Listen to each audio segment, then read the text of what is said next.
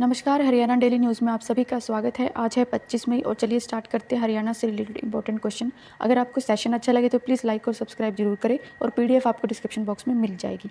तो चलिए स्टार्ट करते हैं। पहला क्वेश्चन, हरियाणा के वर्तमान डीजीपी का क्या नाम है और ये क्यों सुर्खियों में है? तो हरियाणा के वर्तमान डीजीपी का नाम है मनोज यादव। तो क्या है कारण? तो हरियाणा के डीजीपी मनोज यादव पर आईजी वाई पूर्ण कुमार ने उत्पीड़न का आरोप लगाते हुए अंबाला एसपी हामिद अख्तर को शिकायत देकर SC/ST एक्ट के तहत केस दर्ज करने की गुहार लगाई है। तो ये क्या है मामला? तो 3 अगस्त 2020 को आईजी वाई पूर्ण कुमार सार्वजनिक अवकाश के दिन शहजादपुर थाने के बने मंदिर में गए और उसी दिन तत्कालीन एसपी अंबाला एसपी अभिषेक जोरवाल भी मंदिर में गए थे। 17 अगस्त को पुलिस महानिदेशक मनोज यादव ने उनसे पत्र लिखकर ये पूछा कि थाने में मंदिर स्थापित करने से पहले उन्होंने सरकार से अनुमति क्यों नहीं ली। हालांकि अभिषेक जोरवाल से इस बारे में कुछ नहीं पूछा गया, जो कि उस अंबाला के एसपी थे। तो सार्वजनिक छुट्टी के दिन उनकी आपत्ति है कि सार्वजनिक छुट्टी के दिन उनके मंदिर में जाने से उनको जो हमारे डीजीपी हैं उनको क्या आपत्ति थी, और ये आम जनता का पूजा का स्थान है, तो यहाँ जाने से इसमें क्या आपत्ति हो सकती है। तो हमारे लिए ये इम्पोर्टेंट नहीं है, हमारे लिए इम्पोर्टेंट है कि SC/ST एक्ट होता क्या है तो और इसको कब बनाया गया था। तो राजीव गांधी के कार्यकाल में केंद्र सरकार ने संसद में एक विधेयक पास किया जिसका नाम था अनुसूचित जाति एवं अनुसूचित जनजाति अत्याचार निरोधक अधिनियम। 1990 में यह कानून जम्मू कश्मीर को छोड़कर पूरे देश में लागू किया गया। इस कानून के तहत देश के हर उस शख्स पर यह कानून लागू होगा जो अनुसूचित जाति जनजाति का सदस्य नहीं है। अगर कोई शख्स SC/ST से ताल्लुक़ रखने वाले किसी शख्स पर उत्पीड़न करता है तो उसके खिलाफ SC/ST एक्ट 1989 के तहत कार्रवाई की जाएगी और उस अपराध के लिए IPC के धाराओं के अलावा जो धाराएं IPC के अनुरूप होती हैं वो तो लगेंगी, साथ में इस कानून के तहत भी सज़ा भुगतनी होगी। इसके अलावा कानून पीड़ितों को विशेष सुरक्षा देता है और इस कानून के तहत पीड़ित को अलग अलग अपराध के लिए 75,000 रुपये से लेकर 8.5 लाख तक की सहायता दी जाती है और इस कानून के तहत विशेष अदालतें बनाई जाती हैं ताकि मामलों के तुरंत फैसले किए जाए। और इस एक्ट के तहत महिलाओं के खिलाफ अपराधों में पीड़ितों को राहत राशि और साथ अलग से मेडिकल जांच भी की व्यवस्था है। SC/ST के खिलाफ मामलों में पीड़ितों को अपना केस लड़ने के लिए सरकार की तरफ से आर्थिक मदद दी जाती है और इसमें आर्थिक मतलब उसमें जो भी उनको वकील वगैरह जो सरकारी वकील होते हैं वो उनको मुहैया कराए जाते हैं। तो यह किस किस अपराध के लिए लागू होता है? SC/ST किस अपराध के लिए लागू होता है? तो अनुसूचित जाति अनुसूचित जनजातियों के लोगों को अपमानित करना, किसी सदस्य का सामाजिक बहिष्कार करना, SC/ST के किसी सदस्य का सामाजिक बहिष्कार करना, उनको किसी कारोबार से इनकार करना, नौकरी देने या उनको रखने से इनकार करना, किसी तरह की सेवा देने से इनकार करना, किसी SC/ST समुदाय के किसी सदस्य से मारपीट करना, उनके आसपास परिवार में उन्हें अपमानित करना, SC/ST समुदाय के किसी शख्स के चेहरे उसकी मतलब कि उनकी बेइज्जती करना, उनको सार्वजनिक तौर पर अपमानित करना, किसी की ज़मीन पर कब्जा करना, गैरकानूनी ढंग से किसी की ज़मीन को हथियाना, SC/ST समुदाय के शख्स को भीख मंगवाने के लिए मजबूर करना, उनसे बदवा मजदूरी करवाना, वोट देने से रोकने या किसी खास को वोट देने के लिए बाध्य करना, किसी महिला का किसी सार्वजनिक जगह पर जाने से रोकना, SC/ST समुदाय के किसी सदस्य को अपना मकान छोड़ने पर मजबूर करना। तो अगर कोई SC/ST के तहत किसी पर यह मतलब इसके तहत अगर कोई भी सज़ा होती है तो उसमें उसके क्या प्रावधान है?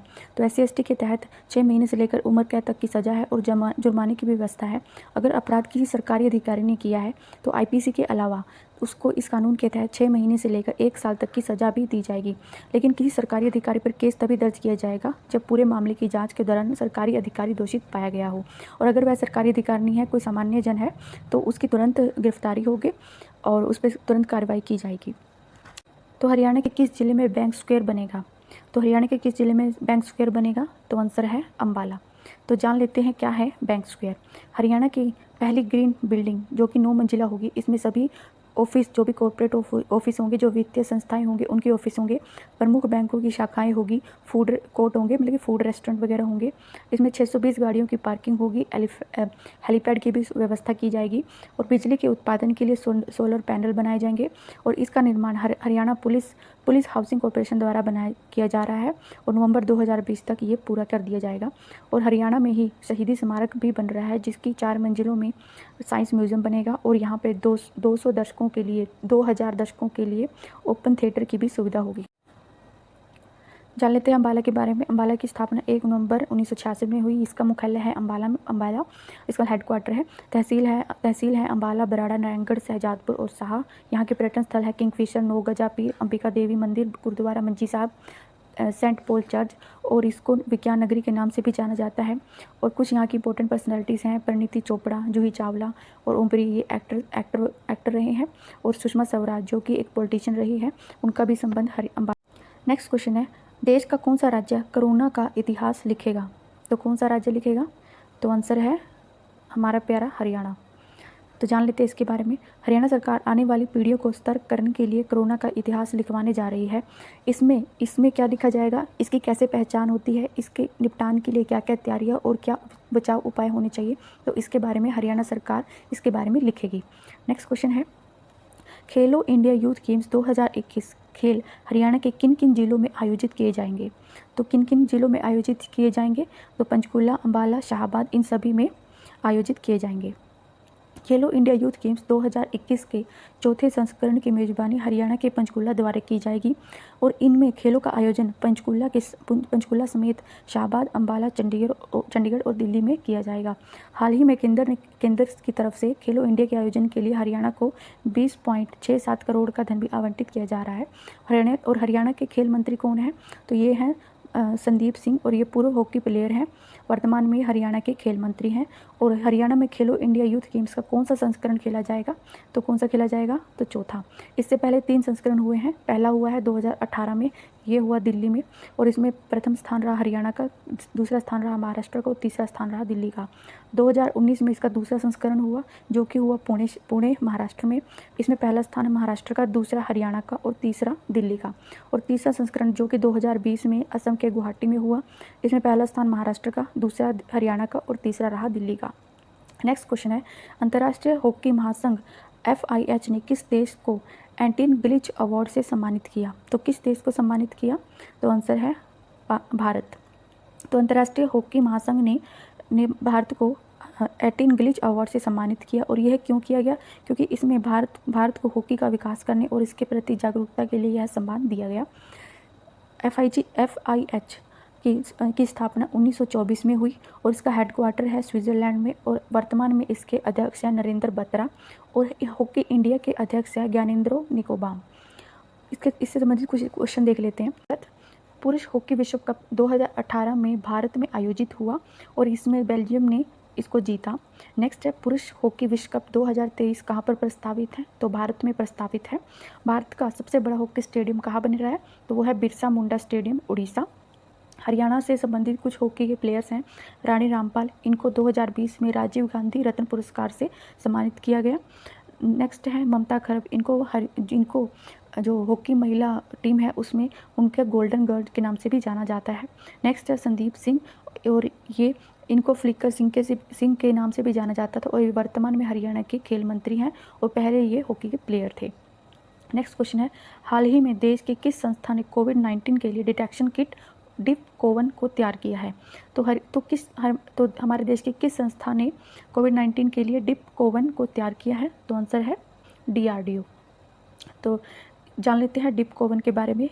डिपकोवन एक प्लाज्मा में एंटीबॉडी को चेक करने की एक डिटेक्शन किट है, और इसमें जो इसकी एक्यूरेसी है वो 99% है, मतलब 99% जो भी इसके रिज़ल्ट आएंगे वो एक्यूरेट होंगे, और ये 75 मिनट में रिज़ल्ट देती है, और इसकी जो कॉस्ट होगी वो 75 रुपीज़ है।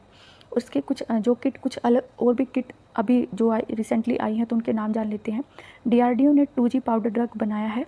नेक्स्ट है, सिप्ला कंपनी ने वीराजेन नामक से एक जो RT-PCR बेस्ड टेस्ट किट भी इन्होंने बनाई है, और माई लैब ने Covid self home test kit भी अभी बना रही है, और अगले महीने ये मार्केट में आ जाएगी, और इसकी कॉस्ट है 250 रुपये। हरियाणा में कितनी टेस्टिंग लैब है? तो हरियाणा में वर्तमान में 42 टेस्टिंग लैब है। और हरियाणा में कितनी प्लाज्मा बैंक है? तो 6 हैं। तो कहाँ पे है? पहली बैंक थी रोहतक में, उसके बाद खुली है फरीदाबाद, पंचकूला, करनाल और सोनीपत। नेक्स्ट है, भारत के किस पड़ोसी देश की प्रति व्यक्ति आय भारत से ज़्यादा होगी है? तो किस पड़ोसी देश की भारत से ज़्यादा प्रति व्यक्ति आय होगी है?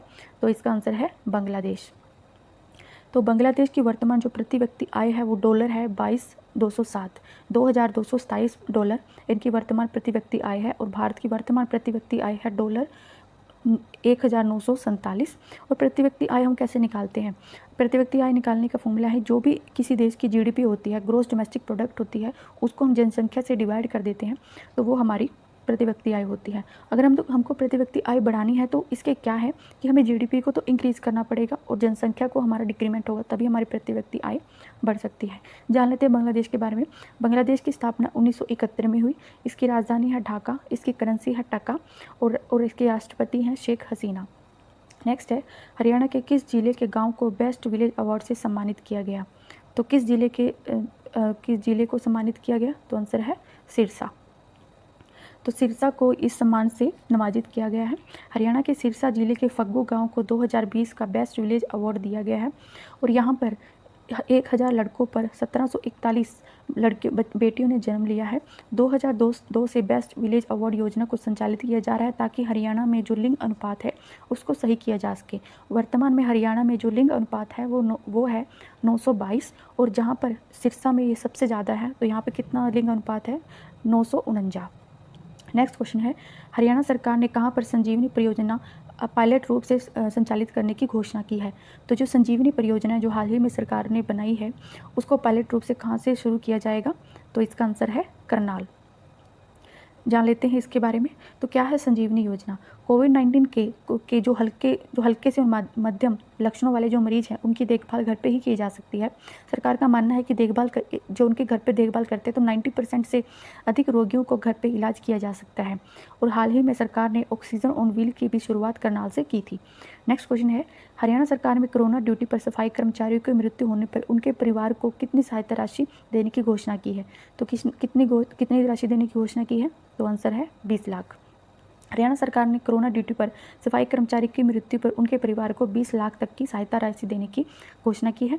वहीं सरकार ने पुलिस कर्मियों की मृत्यु पर 30 लाख रुपए और मेडिकल स्टाफ की मृत्यु पर अगर वो कोरोना ड्यूटी में उनकी। नेक्स्ट क्वेश्चन है, हरियाणा गौ सेवा आयोग के अध्यक्ष कौन है? तो कौन है हरियाणा गौ सेवा आयोग के अध्यक्ष? तो आंसर है श्रवण गर्ग। तो ये अभी सुर्खियों में क्यों है? हरियाणा गौ सेवा आयोग के अध्यक्ष श्रवण गर्ग को जान से मारने की धमकी मिली और अभी यह मामला साइबर सेल को सौंप दिया गया है। तो जान लेते हैं हरियाणा गौ सेवा आयोग के बारे में। इसकी स्थापना गौ सेवा एक्ट 2010 के तहत की गई। इसका हेडक्वार्टर है पंचकूला में और इसके चेयरमैन है वर्तमान में श्रवण गर्ग। कुछ अन्य आयोग देख लेते हैं जो कि हरियाणा में स्थापित हैं, उनकी स्थापना दिवस और उनका हेडक्वार्टर कहाँ पे है उनको देख लेते हैं। तो पहला है हरियाणा वित्त निगम। इसकी स्थापना 1 अप्रैल 1967 को चंडीगढ़ में इसका हेडक्वार्टर है। हरियाणा खादी एवं ग्रामीण उद्योग परिषद, इसकी स्थापना 1 फरवरी 1959 में और इसका हेडक्वार्टर है पंचकूला। हरियाणा हाउसिंग बोर्ड 1971 में स्थापना और पंचकूला हेडक्वार्टर। उर्दू अकादमी 22 दिसंबर 1985 पंचकूला। हॉर्टिकल्चर विभाग 1990 में स्थापित और हेडक्वार्टर है पंचकूला में। हरियाणा राज्य महिला आयोग जिसकी स्थापना 20 अप्रैल 1999 में की गई और इसका हेडक्वार्टर है पंचकूला। नेक्स्ट है अंतर्राष्ट्रीय सूर्य ऊर्जा, इसको इंटरनेशनल सोलर अलायंस का जो हेडक्वार्टर है वो है गुरुग्राम में और इसकी स्थापना हुई थी 30 नवंबर 2015 में। हरियाणा विद्युत प्रसारण निगम लिमिटेड 1997 में इसकी स्थापना और गुरुग्राम में इसका हेडक्वार्टर है। चलिए रिवाइज कर लेते हैं आज के करंट अफेयर्स। हरियाणा के वर्तमान डीजीपी का क्या नाम है और ये क्यों सुर्खियों में है? तो इनका नाम है मनोज यादव। हरियाणा के किस जिले में बैंक स्क्वायर बनेगा? तो कहाँ पे बनेगा? अंबाला में। देश का कौन सा राज्य कोरोना का इतिहास लिखेगा? तो इसका आंसर है हरियाणा। खेलो इंडिया यूथ गेम्स 2021 खेल हरियाणा के किन किन जिलों में आयोजित होगा? तो पंचकूला, अंबाला, शाहबाद, चंडीगढ़, दिल्ली। अंतर्राष्ट्रीय हॉकी महासंघ FIH ने किस देश को एटियन ग्लिंच अवार्ड से सम्मानित किया? तो इसका आंसर है भारत। हाल ही में देश के किस संस्था ने डिप कोविन को तैयार किया है? DRDO। और आपको उन साइंटिस्ट का नाम बताना है जिन्होंने 2DG ड्रग को बनाया है और जिनका संबंध हरियाणा के हिसार से है। तो इसका आंसर जरूर कमेंट बॉक्स में लिखना। नेक्स्ट है भारत के किस पड़ोसी देश के प्रति व्यक्ति आय भारत से ज़्यादा है? तो आंसर है बांग्लादेश। हरियाणा के किस जिले के गांव को बेस्ट विलेज अवार्ड से सम्मानित किया गया? तो फग्गू गांव सिरसा। नेक्स्ट है हरियाणा सरकार ने कहां पर संजीवनी परियोजना पायलट रूप से शुरू करने की घोषणा की? करनाल। हरियाणा सरकार में कोरोना ड्यूटी पर सफाई कर्मचारी की मृत्यु होने पर परिवार को कितनी धनराशि दी जाएगी? 20 लाख। लास्ट क्वेश्चन है हरियाणा गौ सेवा आयोग के अध्यक्ष कौन है? तो वर्तमान में गौ सेवा आयोग के अध्यक्ष हैं श्रवण कुमार। Thank you.